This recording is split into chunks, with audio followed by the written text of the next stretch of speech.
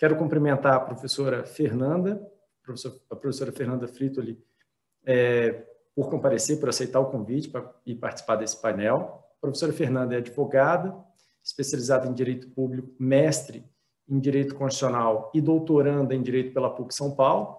Também é professora e membro fundadora do IDASAN, e ela vai vai encerrar esse painel falando sobre a proibição de bis in idem e o processo administrativo disciplinar. Bom dia, vocês estão me ouvindo bem? Perfeitamente. Ótimo. Bom, em primeiro lugar, eu gostaria de agradecer o convite para participar da coordenação desse evento do professor Antônio Rodrigo e parabenizá-lo, assim como o professor Pimenta e o professor Flávio Unes, pelo primeiro seminário de Direito Disciplinar. Eu achei fantástica essa parceria entre IDP e Instituto de Direito Administrativo do Distrito Federal e também do IDASAN, que é nosso instituto. E gostaria de cumprimentar todos. E também cumprimento o professor Giovanni Menicucci, presidente da mesa, e os demais professores que me antecederam, professor Ricardo Marcondes, professor Rodrigo Monteiro, e os demais que estão aqui, professora Marilene, professor Antônio Rodrigo, professor Pimenta, todos que estão nos ouvindo também. Bom, eu estou numa situação aqui complicada, em maus lençóis. Primeiro, porque eu fui a última a falar. Segundo, que eu vou apresentar uma posição um pouco, não profissão, um ponto de vista um pouco diferente da advocacia. Não que o professor Ricardo também, aqui como procurador, também é advogado, né? Mas advogado público, enfim, e às vezes ele até coloca uma postura muito acadêmica, né? Ele é muito cientista, né, professor Marcondes? E eu estou em maus lençóis também, porque o professor Marcondes é meu professor, o professor Pimenta também, eu estou aqui como aluna também, então estou numa situação complicada, mas tudo bem, vamos lá. E também, falar por último, nunca é muito fácil, né? Ainda mais sobre o princípio do non bis in idem. Porque o princípio da proibição, né, do bis in idem, eu acho que ainda precisa ser muito desenvolvido na doutrina e na jurisprudência. E por que eu digo isso?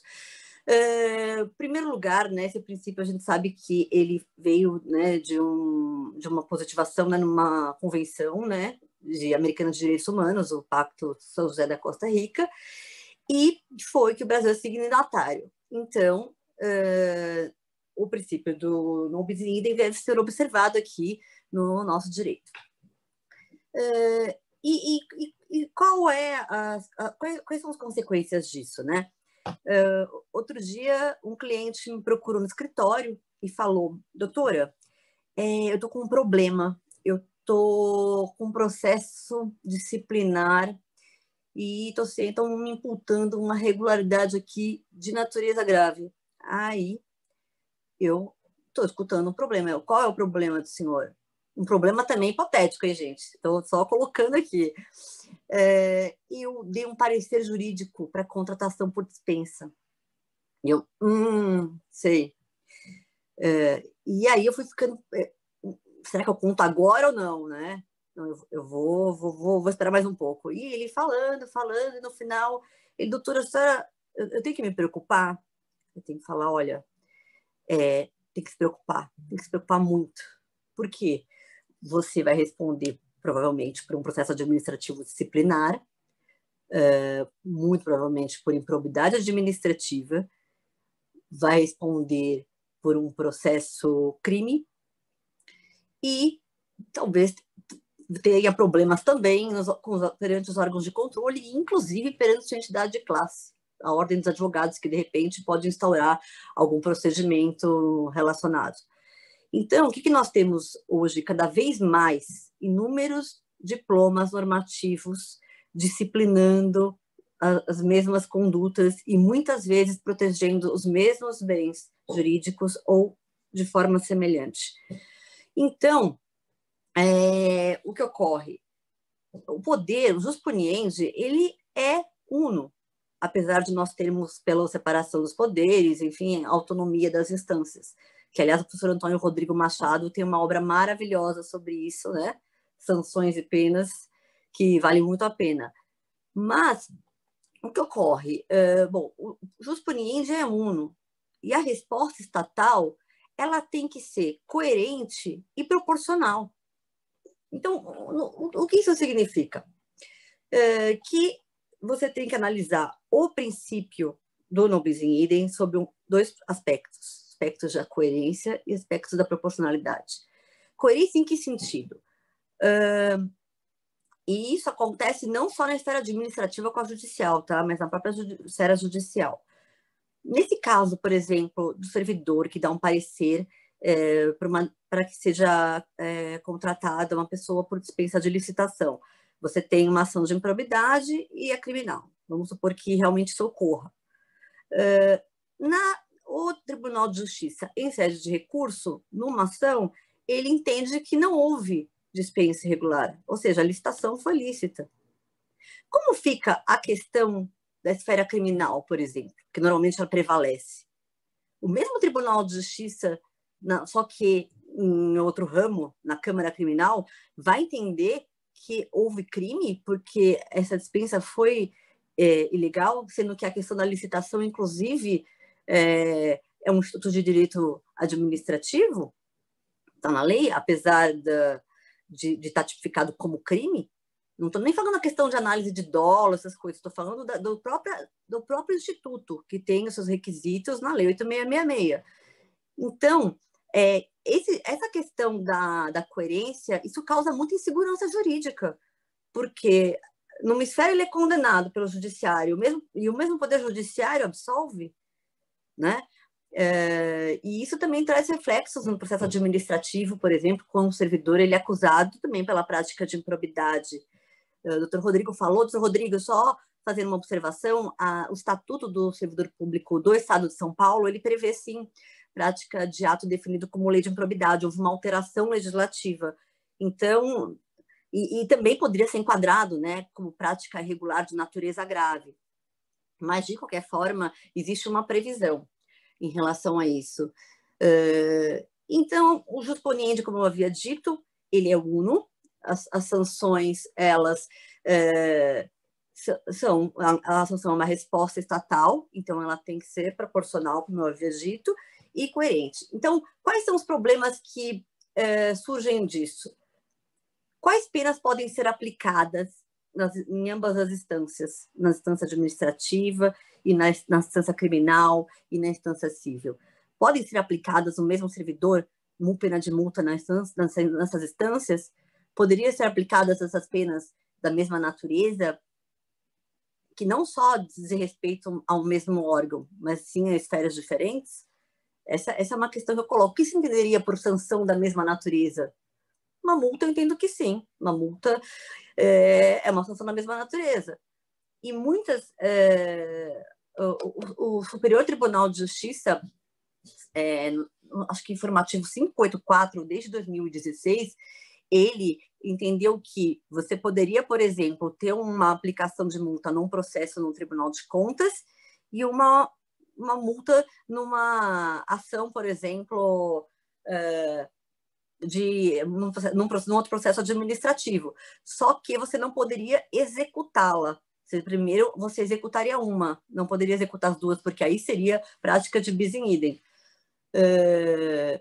Já o ministro Gilmar Mendes, recentemente, numa questão um pouco diferente, entendeu que caberia punição, apuração e punição de um mesmo servidor em processos administrativos distintos, por exemplo, um no Senado e um no Conselho Nacional do Ministério Público, mas que, no caso, não poderia haver o bis in idem, as penas seriam complementares, diríamos, né? Haveria uma compensação. E então a questão é quais são os reflexos, né, que tem que ser levado em conta, como eu disse, penas da mesma natureza. Se a mesma conduta ela for tipificada da mesma forma pelos mesmos ramos, tá? A comunicabilidade entre as instâncias ela está prevista de forma expressa no ordenamento, quando, por exemplo, na esfera criminal existe o reconhecimento da inexistência da autoria ou da inexistência do fato, que você tem reflexos tanto na esfera civil, né, pelo Código Civil, como também no artigo 935, como também na esfera administrativa, tá? Que inclusive existe previsão na Lei 8.112.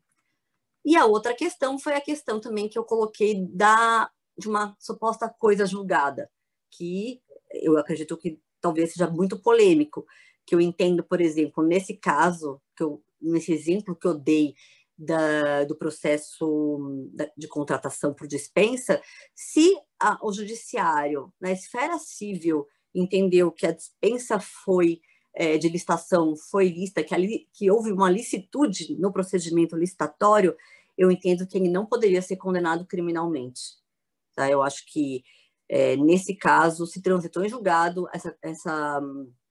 esse julgamento na parte de improbidade não poderia. Que mais?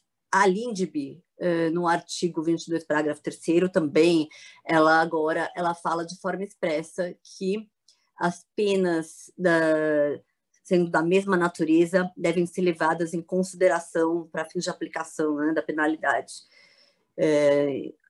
quando o agente público ele for sancionado. Alguns doutrinadores, eles falaram que isso nada mais é do que a consagração do bis in idem, porque ele está permitindo que existe uma dupla penalização com penas da mesma natureza. Só que, na verdade, isso já corria, né? O bis in idem, ele já está aí, ele já ocorre, né? Apesar de não ser permitido.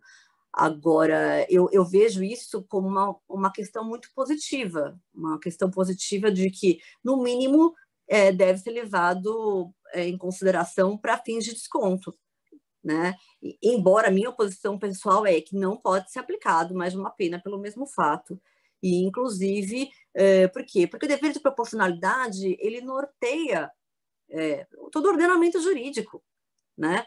Então, claro que você vai verificar também, e isso também não deixa também de causar uma certa insegurança jurídica, à luz do caso concreto, se houve ou não, se haveria ou não necessidade de aplicação de uma pena de outro tipo, de outro tipo de natureza. Mas eu acho que eu acho isso muito complicado, né? Mas, concluindo,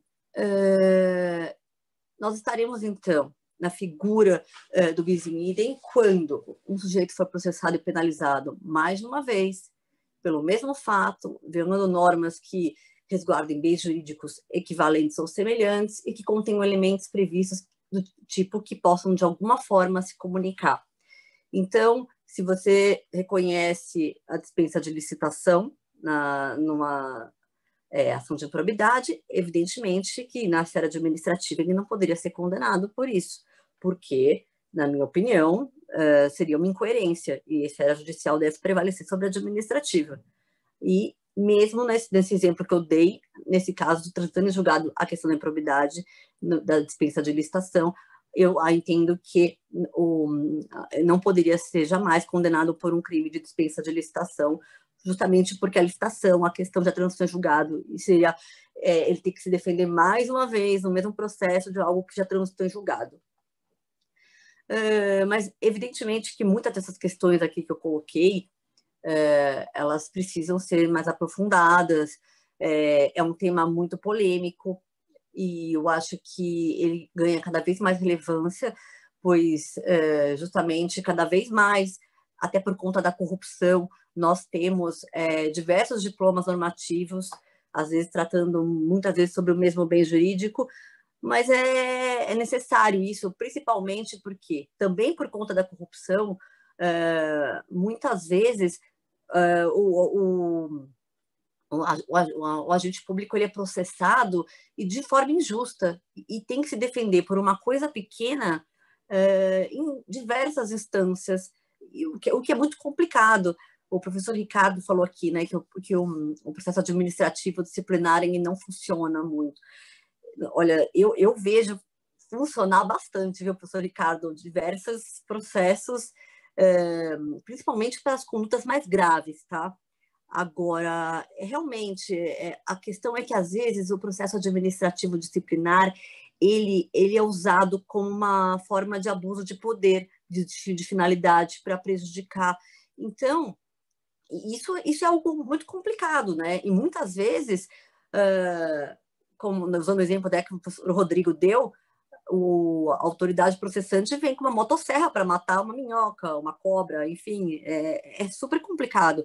Então, é isso que nós devemos evitar. Incoerências, até por conta do princípio da segurança jurídica, e respeito à proporcionalidade.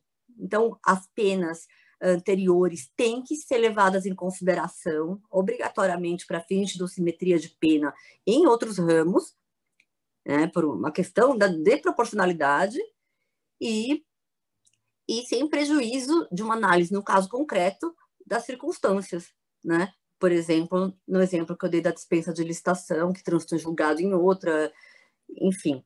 Mas é isso, eu na verdade, esse é o meu tema que eu estou pesquisando também no doutorado, então tem muitas coisas ainda que eu preciso concluir, em termos de raciocínio, enfim, era isso que eu queria falar sobre o tema, e coloco mais uma vez aqui o livro do professor Pimenta, do professor Antônio Rodrigo Machado, aqui ao meu lado, não sai daqui, belo livro sobre a independência entre as instâncias administrativas e jurisdicional penal. Mas é isso, então, muito obrigada a todos. Não sei se eu passei meu tempo, ou se eu passei, não, muito? Tá bom. Fernanda, Obrigada.